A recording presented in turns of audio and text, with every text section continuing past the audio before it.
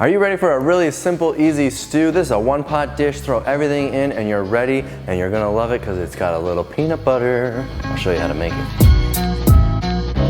Hey everybody, this is Dylan. And this is Reed. The easiest way to stick to a plant-based diet is to make it really simple. We're showing you a fabulous little stew today, and it is in our cookbook. We're gonna give you the recipe away for free down the blog, there's a link. But if you want more recipes like this, really fast, simple, lots of dump and go recipes, definitely get our cookbook. This one's from the Well Your World Favorites Volume 2. You can buy all of our cookbooks in a bundle, by the way, and save money. This is a ditty, you're gonna love it.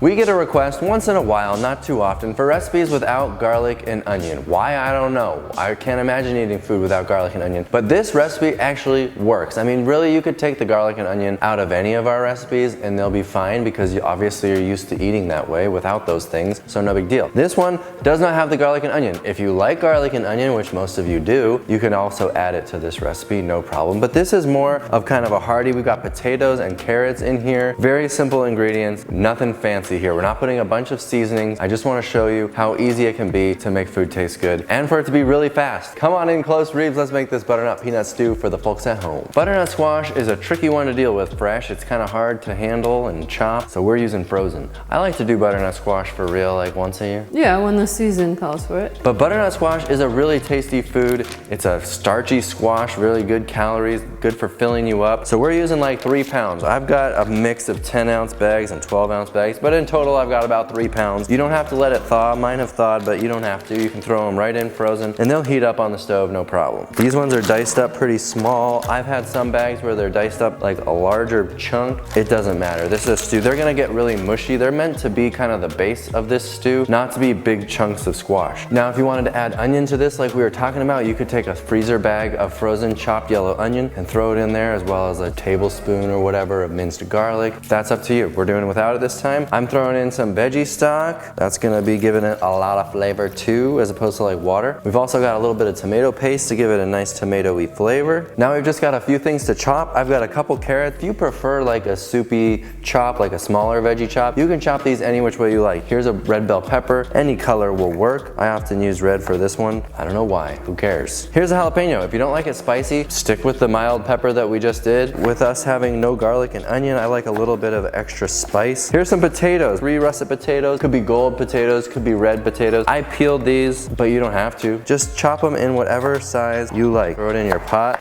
Okay. Dylan, you can't scoop with your knife. What? I always scoop with my knife. I get people telling me all the time, don't scoop with your knife, you're gonna dull the blade. But honestly, you're just gonna sharpen your knife anyway, so what's the big deal? Now, the big flavor ingredient, like I was saying, is the peanut butter. It's a fair amount, but it's in the whole soup. If you want a lower fat version, lots of the people that watch our videos enjoy the PB2 type stuff. Try to find there's a version with no added salt and sugar, but you got options. Heating this thing up, I'm just gonna heat it up to a boil, reduce the heat, and let it simmer. You can let it simmer for 20 minutes and everything should be nice and soft. I don't like my potatoes and carrots like totally mush. I do like them nice and al dente. Once this heats up, our peanut butter will kind of mix in a little better. It's still cool. So we just need to get this up to a boil and then we'll give it more of a stir, all right?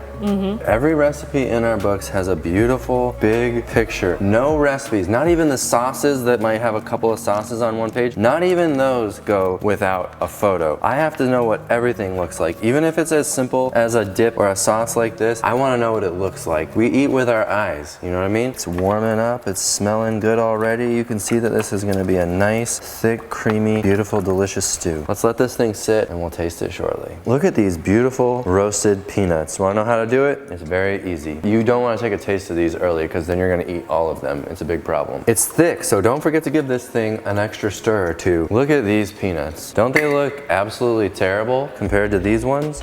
Well, good news. They also taste really terrible. These are raw peanuts. Raw peanuts are kind of gross, which is the best kind of peanut to have in your pantry. Why? Because you won't go in there and eat them by the handful. If you keep roasted peanuts, you're gonna eat a lot of roasted peanuts. It's very hard to avoid. I know if I had roasted peanuts in the pantry, I'd just be snacking on them all day long. That's not really good for your weight loss if your goal is weight loss. It's also not good to just eat tons of and tons of fat, and you're getting too close to the fat amount in a standard American diet, you know what I mean? So what do you do instead? You take a handful of your raw peanuts and you roast them in the oven at 350 degrees for just a few minutes until they brown like this. But you can either just take these and chop through them, you can put them in a mortar and pestle, or smash them with a mason jar, whatever works for you. So I just usually go over them a couple of times while I'm waiting for my stew, and then do it again. And there you have it.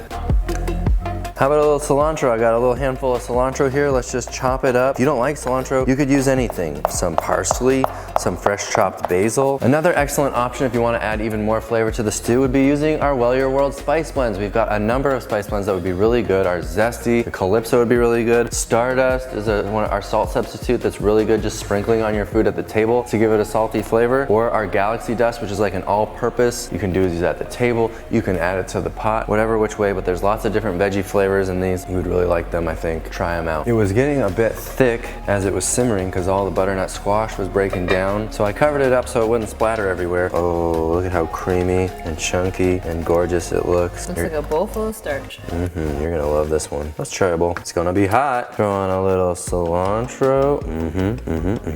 And how about some peanuts? That'll give it a nice little crunch. Wow, that looks pretty. Nice, show it off. Ooh, I'm excited for a taste of this one. Oh boy, that is hot and delicious. I know that 3 pounds of butternut squash sounds like a lot, but it is just right. The creaminess is awesome in this. You're gonna love it. You wanna try it? Yeah. Okay, since Reeves is gonna have a taste and she can't handle hot food, I'll show you how I cool down the food for Luca. You could sit there and blow on it for a million years, or you can just bring out the power tools. Make sure you're hitting Vidal Sassoon power tools. That's right. Make sure you're hitting the cool button. You don't wanna add heat to the dish. We're just using this to blow harder than our mouths can blow. It's still hot, the bowl. Definitely. But thanks for embarrassing me. I didn't embarrass you. You don't want to burn your face off. I get it. And neither does anyone else. I think you're the only one. There you go. Oh, so creamy, so filling, so comforting. I love that little crunch of the peanuts too. It's a nice touch. Yeah, I like the cilantro on top, and all the starches kind of just like simmering together into one glorious pot of what's gonna be in your bite. Now it's too cool for you, Dill? Now I can just rapid fire. I can eat it really fast. I can go through the whole bowl. Use this as a lesson for your experience. Oh, that's good. Y'all, don't forget the recipe for this one is down below in the blog post, but it's also in our Well Your World Favorites Volume 2 cookbook. Grab all of our cookbooks at a bundle discount. I know you'll love them. They're all fast, easy, simple recipes. Thanks for watching this video. We'll see you on the next one. Check out more like this. In the meantime, bye.